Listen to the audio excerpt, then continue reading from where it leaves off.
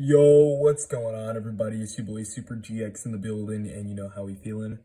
So I want to give you an updated PK list, a Phantom Knight deck profile. This is gonna be updated for the new format because I felt like the old list wasn't really, up to date enough. I felt like I needed something stronger, so I'm playing some new techs, something that I'm gonna be testing out over the time that I play this deck more. So yeah, without further ado, let's get right into it. Make sure to like, comment, and subscribe if you like the content, and dislike if you don't. But yeah, starting off with the PK monsters, obviously, I play 3 Torn Scales, 2 Boots, 2 Cloak, 1 Gloves, and 1 Stain Grease. So one thing notable to talk about is that the reason I play 2 Cloaks now, basically I was making room for another card in the deck and just like shaving off cards from the deck in general. So I cut it down to 2. Through testing, I like it so far. So I mean, I'll see what's going on with that. But basically, this is pretty much just the standard ratio. I've talked about them enough. Torn Scales is like your starter. Boots is your extender. The Cloak is your searcher. Gloves is your Foolish Burial, and then Greaves obviously is your worst extender. So yeah, that's pretty much what it is in terms of the PKs. For the tour guide engine, I play same ratio, 3 tour guide, along with the one graph, the 1 seer, and the 1 Libic. Like I said, Libic is great. Like I said before many times, Libic is great if you brick with either one of these guys. And then tour guide is just your main, your main starter. One of your best starters, honestly. Next up, for the Mathematician package, I play the 3 Mathematician and the 1 Edge of Sabers. That's right, I put the 2 other Mathematicians back into the deck because I'm playing some pretty spicy tech and I wanted to have full combo as much as possible. The reason I was playing just 1 before was because I guess I was kind of scared of hand traps, but I feel like if you have a route to full combo and you have the cards to play full combo, then you should definitely take the chance. And the Edge of Sabers, obviously, to get sent off and to go about putting your bricks back into the deck. So pretty cool package altogether. I'm playing 3 now, so yeah, that's pretty much how it is. That's it for pretty much like the starters and packages. For the extenders, I play 3 Kagemuchi Knight, 2 Junk Forward, the 1 Danger Jackalope, and the 1 Tsushinoka, the 1 Terror Top, and the 1 Takatomborg, the 1 Wielder, and the 1 Marauding Captain.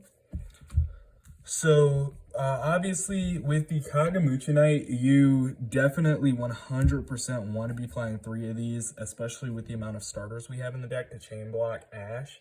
So yeah, pretty important there.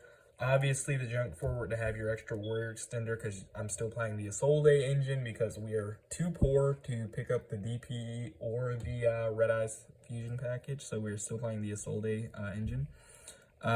1 Tsushinoka and 1 Jackalope because these cards are just insane. They help you get advantage in terms of drawing. They help you get advantage in terms of being extenders. Just wild cards.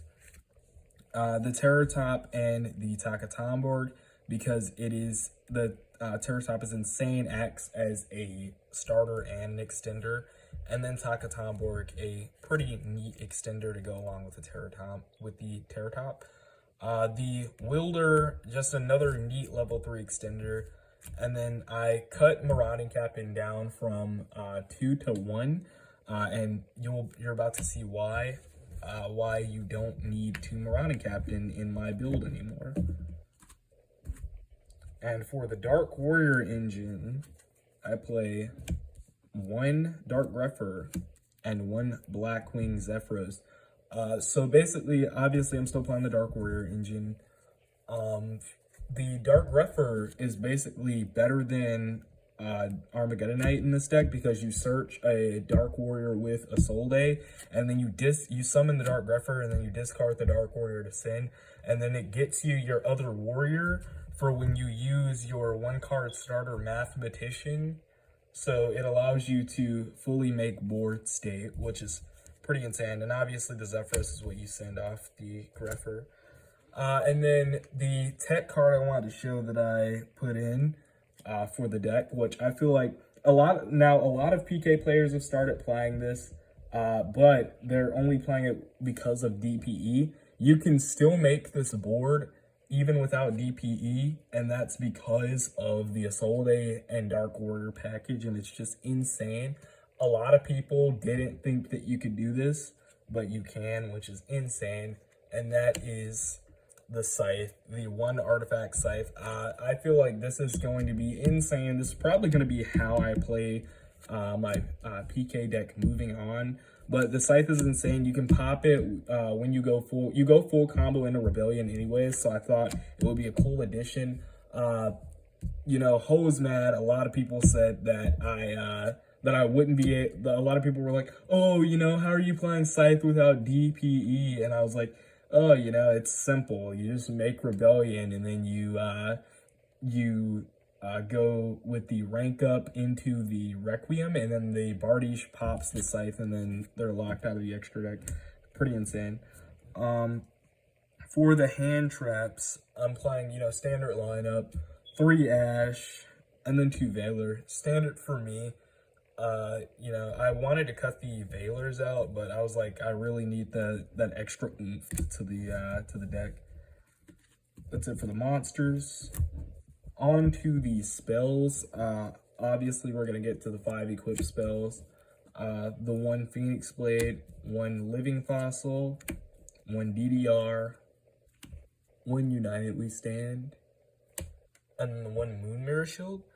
The Divine Sword, obviously, to banish and get it back. The Living Fossil, it just acts as an extender on its own. It's just really good. The DDR gets back banished monsters. United We Stand for Apollousa, and then Moon Mirror Shield, you can also equip this to Apollousa or any monster you want. I play 5. I can't explain this enough. I play 5 just in case I draw 1. That way I can still combo off. So, pretty good there. Next, moving on with the spells. 3 Dark Ruler No More for a defensive spell. Just really good. Just and I don't have droplets, so I play Dark Ruler. But yeah, those reprints though, gonna be pretty clutch. Moving on with the 1 of spells, the 1 rank up. This is very integral to the combo because either way, no matter what board you're making, you're going to make Rebellion, and you're going to need this to get into the Requiem, and then Bardiche is going to then pop the Scythe, and then your opponent is locked, which is pretty insane. The 1 Rhoda, because searching any level 4 or lower warrior is pretty insane. And then the 1 Called By, because we are a combo deck and we hate getting hand trapped, and we most of our cards are just like hard lose to hand traps. That is it for the spells. For the traps, I just play the 3 Fog Blade and then the 1 Shade Brigandine. Same you know, same lineup. I don't play the wings or the sword because you mostly do a different combo with those, and my line is very simple, which doesn't need those. That is it for the main deck. For the extra deck, I'm going to play, for the Link 4s, I'm going to play the 1 Link 4 Boral Sword and then the 1 Apo. Apo's obviously insane. The Boral Sword, you know, just can kill easily. I've explained these enough. Just kind of insane. Moving on, for the 3s, I play the 1 Bardiche and then the 1 Unicorn. Unicorn to spin back, and then Bardiche, obviously, you make this every game, gets into your combo. Kind of insane. For the 2s, one Cherubini, one Isolde, and then one Dagda. Dagda is for the Scythe, obviously. And then the Cherubini and the Isolde gets you, so basically you go into full combo, and instead of making Apollosa this time, you make Dagda, but if you have Scythe in hand, you just make the Apollosa and you end on all 4, which is pretty insane. But yeah, I love Dagda. Dagda's pretty insane. That's it for the links. For the Xyz monsters, I play one Zeus, one Draco Future, and one Utopic Future. One Dark Requiem Xyz Dragon, and one Rebellion. 2 Leviair, and then 1 Saddle Only Breaksword. So I cut Breaksword down to 1 to fit the Dagda in, and I'm kind of feel like I'm gonna regret it, but I'll see after testing. Draco Future's insane, obviously. Requiem's insane, obviously. You definitely need Requiem in the combo if you don't have DPE or you know, etc. And then the Leviairs to get out the Draco package, and then the Zeus because it's Zeus. That's it for the extra deck. For the side deck, like I said, you side accordingly depending on your locals. So my side deck doesn't really matter, but I like to show it off anyways because it's extra with the video. 2 Lancia, 2 Ghost Bell, 1 Roll, 1 Nib, 2 Gamma Seal, 1 Pank, 2 Anti-Spell Fragrance. This came up a lot last locals. 1 Io came up a lot last locals. 2 Twin, and then the 1 Duster. Like I said, it's pretty much just tailored to your locals, honestly. You can honestly side whatever you want, depending on what your locals like actually plays.